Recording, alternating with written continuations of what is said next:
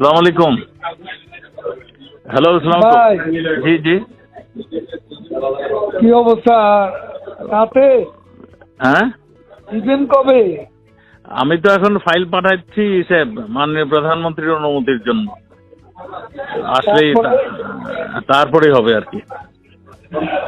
আজকে দেয়া যাবে?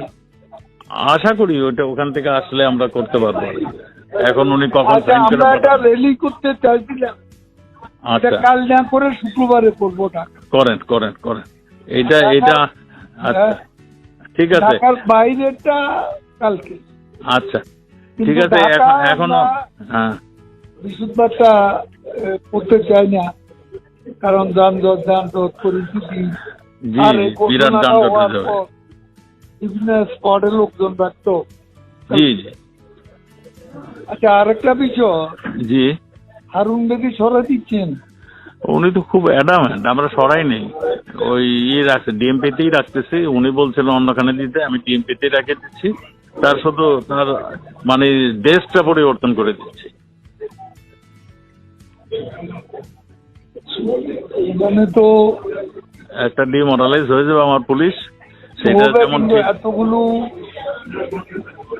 এই যে আমাদের একটু পানি আসছে তো কিছু অ্যারেস্ট করার পর, রাইট। সেটা তো এটা আপনি একটু বলেন। আমি তো বলতে বলতে আমি টায়ার্ড হয়ে গেছি। আপনি একটু না বললে আমি আর সাহস একটু পাচ্ছি। ওয়েট করেন। আচ্ছা, একটা লোকেরে সে কিছু কাজ করছে, এবং আপনার পুলিশ ফোর্স তো ডিমোরালাইজ, সব ডিমোরালাইজ হয়ে যাবে। সেটাই আমিও কারো দিয়ে কাজ করাতে পারতেন। আমি তো সেটাই চাচ্ছি, সেটাই বলছি। সেটা এখন তো আপনি যা ফিল করেন হ্যাঁ, সেটা আপনি দয়া করে আমার সাথে বলতেছেন, এটা আপনি নেত্রীকে বলে দিবেন। আমি বলছি। এগুলো একটু চিন্তা করতে হবে। আপনি একটু আইসি আমি তো আলাপ করেন। হ্যাঁ, আমাদের সবার সঙ্গে মিটিং করেছি।